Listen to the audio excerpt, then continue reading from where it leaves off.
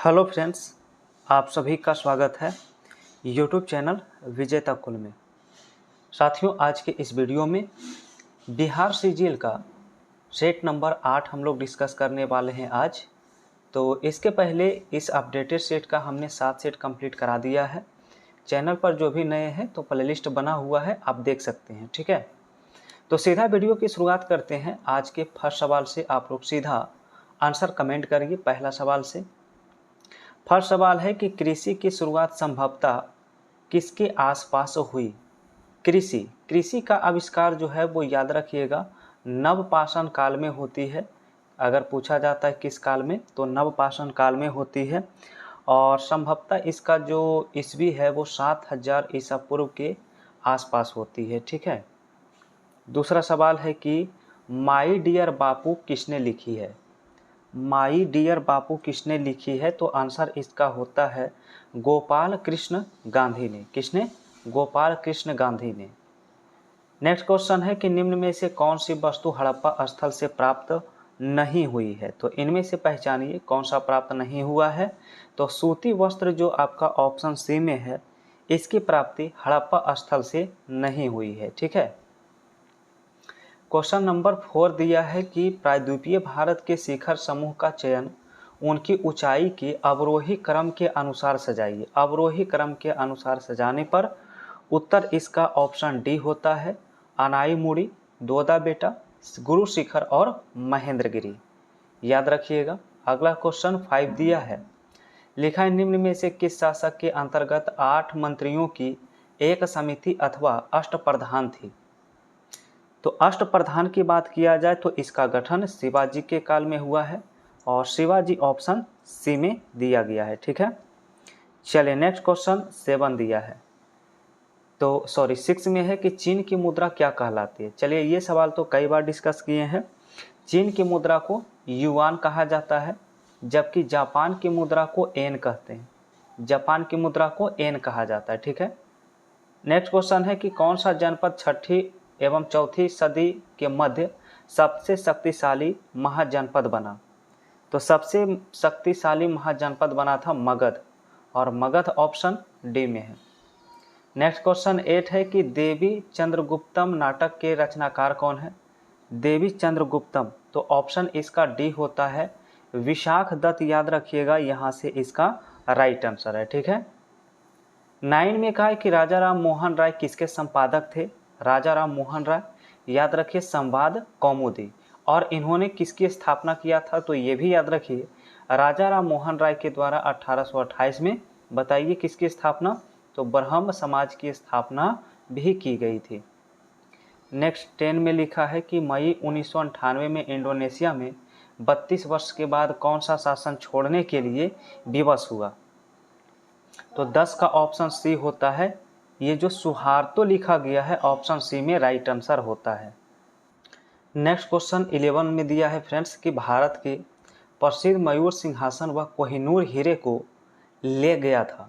तो मयूर सिंहासन और कोहिनूर हीरे को कौन ले गया था, तो आंसर होता है नादिर शाह। याद रखिएगा, नादिर शाह इसका राइट आंसर होगा।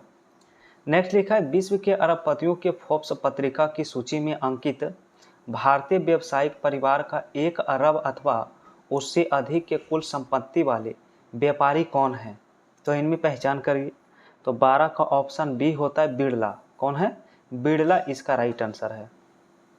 नेक्स्ट है 13 नंबर में लिखा है विश्व में प्रथम महिला बिशप कौन बनी। तो प्रथम महिला बिशप पूछा गया है, तो आंसर ए होता है, इसका होता है रे मैरी एडेलियर। ठीक है, चलिए आगे देखते हैं। क्वेश्चन नंबर 14 दिया है अस्पृश्यता जागरूकता अभियान गांधी जी ने कहाँ से प्रारंभ किया था, ये बताइए।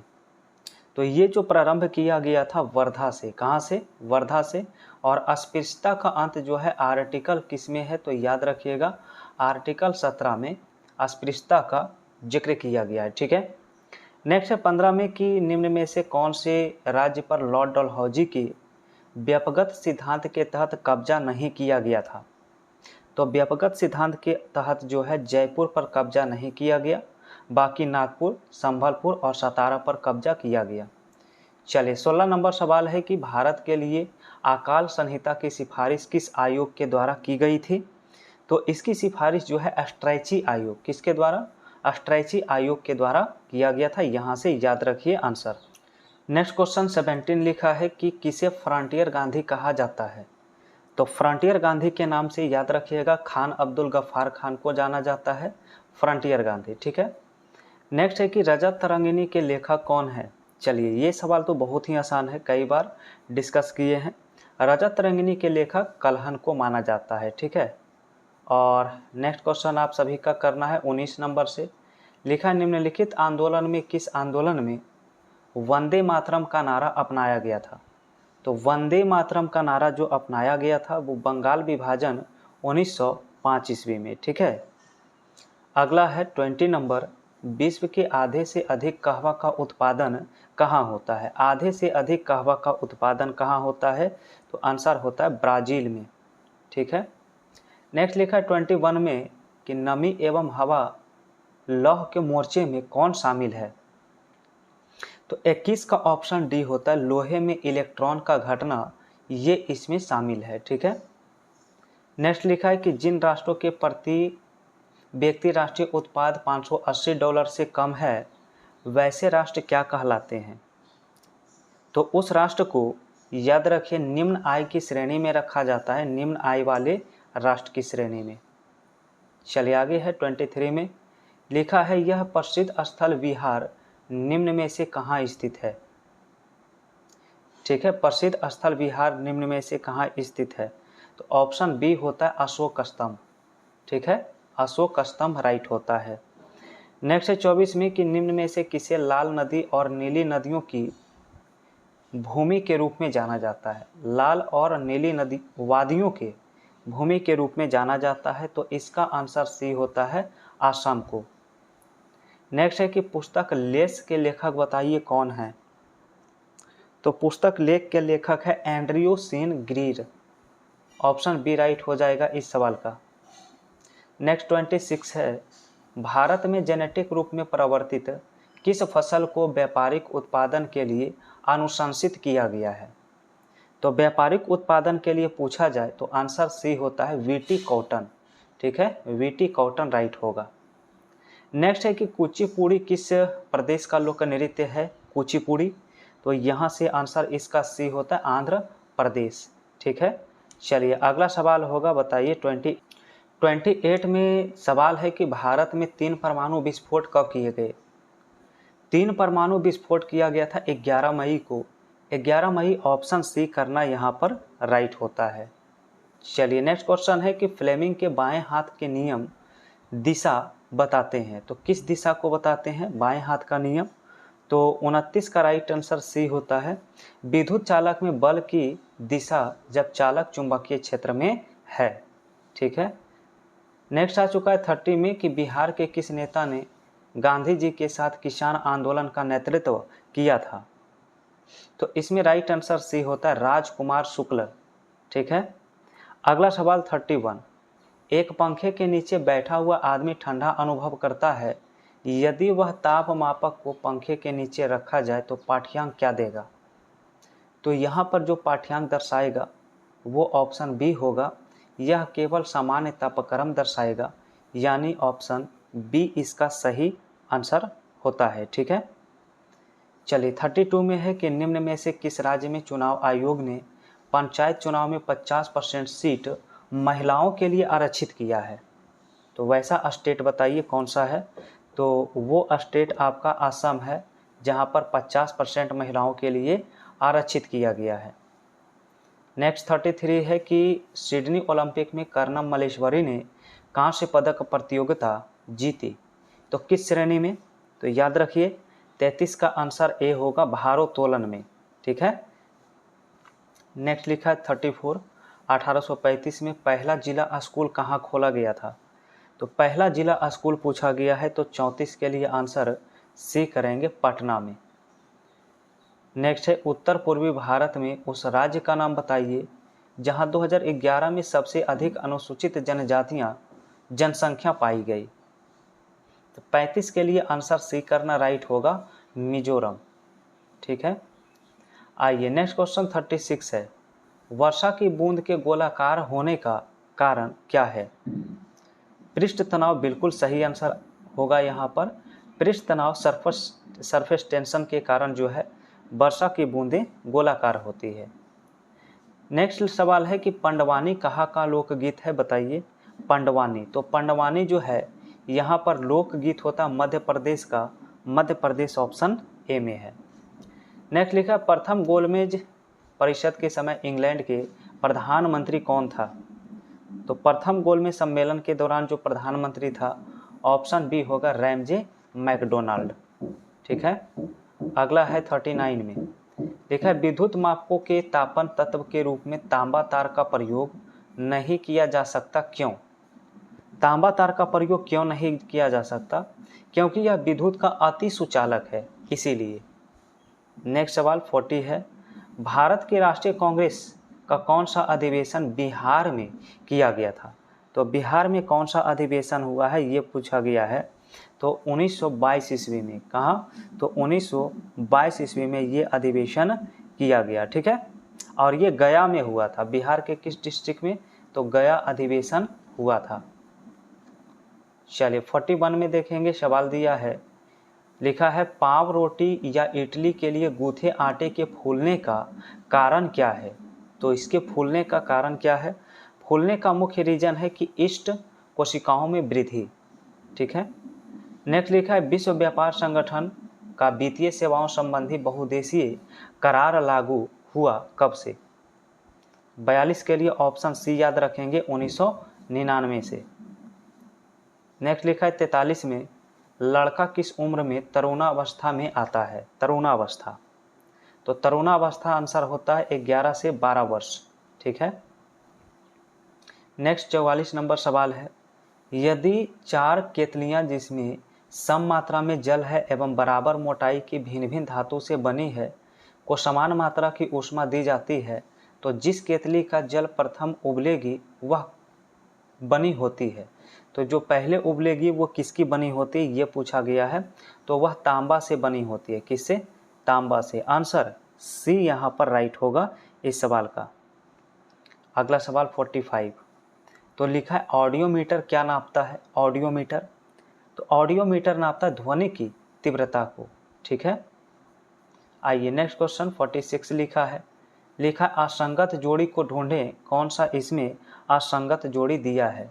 डिगो माराडोना जो हॉकी लिखा है ये गलत है, ऑप्शन ए ही असंगत है, इसका ऑप्शन ए हो जाएगा। क्योंकि ये जो माराडोना है ये फुटबॉल का खिलाड़ी है। किसका है? फुटबॉल का खिलाड़ी है, इसलिए पहला ऑप्शन इसका सुमेलित नहीं है। नेक्स्ट क्वेश्चन आ चुका है 47 से, बताइए। सवाल है कि कवक को रंजित किया जाता है किसके द्वारा? कवक को, तो 47 के लिए ऑप्शन डी करेंगे, कॉटन ब्लू के द्वारा रंजित किया जाता है। नेक्स्ट लिखा स्वामी विवेकानंद का मूल नाम बताइए क्या था? स्वामी विवेकानंद, तो इनका मूल नाम था नरेंद्र नाथ दत्त। क्या था? नरेंद्र नाथ दत्त। ओके। नेक्स्ट क्वेश्चन लिखा है किस कोयले में कार्बन की मात्रा अधिकतम होती है? कोयले की मात्रा अधिकतम होती है एंथ्रासाइट में। किसमें? एंथ्रासाइट। नेक्स्ट लिखा है निम्न में से कौन सा जलमग्न हाइड्रोफाइट है? तो जलमग्न हाइड्रोफाइट अगर पूछा जाए तो 50 के लिए ऑप्शन सी करना राइट होगा। ये जो लिखा है हाइड्रिला इसका राइट आंसर है। अब देखेंगे क्वेश्चन नंबर 51 से, लिखा है हम लोगों ने भाग्य से मिलन स्थान बना लिया है, यह कथन किसका है? हमने भाग्य से मिलन स्थान बना लिया है, यह कथन पंडित जवाहरलाल नेहरू का है। नेक्स्ट है केसर सूखे हुए स्टिग्मा एवं स्टाइल का शीर्ष इनमें से कौन सा है? 52 के लिए ऑप्शन बी होता है क्रोक्स सेटिवस का। ठीक है। अगला 53 में लिखा है कि वाहन से सफर करने वाला व्यक्ति अचानक ब्रेक लगाने पर आगे की ओर गिर पड़ता है, क्यों? तो इसके गिरने का कारण है गति की जड़त्व के कारण। गति की जड़त्व के कारण। नेक्स्ट लिखा है रेप फंगी क्या है? रेप फंगी, तो 54 के लिए ऑप्शन ए करना सही है, एक्टिनोमाइसेट्स। एक्टिनोमाइसेट्स। ठीक है। अगला 55 में दिया है कि कोयले का उपयोग होता है किस में? तो कोयले का उपयोग जलाने में किया जाता है, जलाने में यहाँ पर राइट है। नेक्स्ट लिखा बिहार में सिंचाई का प्रमुख साधन बताइए। बिहार में सिंचाई के प्रमुख साधन क्या है? तो ऑप्शन बी होता है नहर। नेक्स्ट लिखा है मेलबोर्न में आयोजित 4 राष्ट्रीय हॉकी प्रतियोगिता में अर्जेंटीना को पराजित किया था। तो अर्जेंटीना को पराजित किसने किया था? तो ऑस्ट्रेलिया ने, ऑप्शन ए होगा। नेक्स्ट है सजावटी पौधे, इनमें से कौन है सजावटी पौधे? तो सजावटी पौधे में कैक्टस आता है। कौन सा आता है? कैक्टस। चलिए 59 नंबर में लिखा है कि अति शक्तिशाली सुपर कंप्यूटर तियानही 2 कहाँ का है? तियानही 2 कहाँ का है? तो ये चीन का है, ऑप्शन सी होगा। नेक्स्ट है जापान ने भारत के बुलेट ट्रेन के लिए कितनी लागत के सुलभ ऋण का प्रस्ताव दिया है? तो 60 का आंसर ए होता है $15 बिलियन। अगला 61 है रोहतांग दर्रा किन 2 घाटियों को जोड़ने का काम करती है? रोहतांग दर्रा, तो आंसर होता है कुल्लू और स्पीति को। नेक्स्ट 62 लिखा ब्रिटिश पार्लियामेंट के सर्वप्रथम भारतीय सदस्य कौन बने? तो ब्रिटिश पार्लियामेंट के प्रथम सदस्य बने हैं दादा भाई नौरोजी, ऑप्शन सी होगा। नेक्स्ट है स्टीम इंजन कैसे चलता है बताइए। स्टीम इंजन कैसे चलता है? 63 का ऑप्शन बी करना राइट आंसर होता है। स्टीम इंजन ऊष्मा से चलती है। ठीक है, चलिए अगला सवाल 64 से होगा। तो सवाल है कि निम्न में से अपवाह प्रणालियों में किसमें बिहार की भूमि अपवाहित होती है? तो बिहार की भूमि अपवाहित होती है, ऑप्शन ए होगा घाघरा। ठीक है, नेक्स्ट लिखा है 65 में कि राणा सागर प्रताप बांध किस नदी पर बनाया गया, ये बताइए। तो आंसर होता है चंबल नदी। किस नदी के ऊपर? तो चंबल नदी के ऊपर। नेक्स्ट सवाल है 66 में लिखा लघु लापू दिवस प्रतिवर्ष 27 अप्रैल को मनाया जाता है। मुख्य रूप से निम्न में से किसकी स्मृति और वीरता का सम्मान करने के लिए यह दिवस लापू लापू दिवस मनाया जाता है? तो 66 का ऑप्शन बी होता है दातू लेपू लेपू, एक पूर्व औपनिवेशिक फिलिस्तीनी नेता जिन्होंने फर्डिनेंड मैगलन को हराया था। चलिए नेक्स्ट है 67 में लिखा हाल ही में मुंबई में आयोजित वेब्स 2025 शिखर सम्मेलन का मुख्य उद्देश्य क्या था? तो 67 का ऑप्शन बी होता है भारत को डिजिटल कंटेंट, एनिमेशन, गेमिंग और सिनेमा कला का पहला वैश्विक केंद्र बनाना।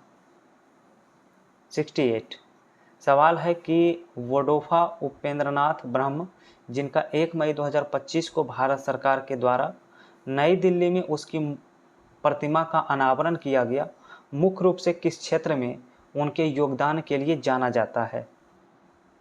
तो 68 का आंसर सी होता है जनजातीय पहचान। ठीक है, नेक्स्ट है 69 में लिखा है नॉर्वे शतरंज 2025 टूर्नामेंट में किसने विश्व शतरंज चैंपियनशिप मैग्नस कार्लसन को हराया? तो इसका राइट आंसर ऑप्शन सी होता है डी गुकेश को। किसे हराया है? तो डी गुकेश को। ठीक है, नेक्स्ट है 70 किस ऑस्ट्रेलियाई क्रिकेट स्टार ने हाल ही में एक दिवसीय ओडीआई क्रिकेट से संन्यास लेने की घोषणा किया है? तो 70 का आंसर सी होता है ग्लेन मैक्सवेल ने। 71 सवाल है कि वर्ल्ड बॉक्सिंग कप में स्वर्ण पदक जीतने वाली भारतीय महिला मुक्केबाज में कौन शामिल है? तो 71 का ऑप्शन बी होता है जेम्सिन, लैम्बोरिया, साक्षी और नूपुर। नेक्स्ट सवाल 72 लिखा है कि राजस्थान सरकार द्वारा संचालित गाड़ियां लुहार अनुदान योजना का उद्देश्य क्या है? 72 का राइट आंसर सी होता है कच्चा माल खरीदने हेतु वित्तीय सहायता देना। 73 बिहार सरकार द्वारा शुरू किए गए 4 करोड़ भूमि दस्तावेजों के डिजिटलाइजेशन अभियान का मुख्य उद्देश्य क्या है? तो इसका मुख्य उद्देश्य है भू धांधली पर अंकुश लगाना और पारदर्शिता को बढ़ावा देना। ठीक है, चलिए फ्रेंड्स 74 नंबर सवाल का आंसर बताइए। भारतीय तटरक्षक बल के द्वारा संचालित ऑपरेशन ओलिविया का मुख्य उद्देश्य क्या है? ऑपरेशन ओलिविया, तो 74 के लिए ऑप्शन सी होता है ऑलिव रिडल टर्टल कछुओं की सुरक्षित अंडे देने की सुनिश्चित करना। और अंतिम सवाल 75 आ चुका है। मई 2025 में चीन और कंबोडिया के द्वारा शुरू किए गए संयुक्त सैन्य अभ्यास गोल्डन ड्रैगन 2025 का मुख्य उद्देश्य क्या है? बिल्कुल, इसका उद्देश्य है सामरिक समन्वय, मानवीय सहायता और आतंकवाद विरोधी क्षमताओं को सुदृढ़ करना। ठीक है, तो फ्रेंड्स ये था आज के सेट का टोटल 75 जीके और जीएस का सवाल। अब आप लोग देखिए आज के इस प्रैक्टिस सेट में आपसे कितना सही हुआ कमेंट करिए। और फ्रेंड्स वीडियो पसंद आए तो वीडियो को लाइक, और चैनल पर पहली बार जुड़े हैं चैनल को भी सब्सक्राइब करके बेल आइकन की घंटी प्रेस कर लीजिए।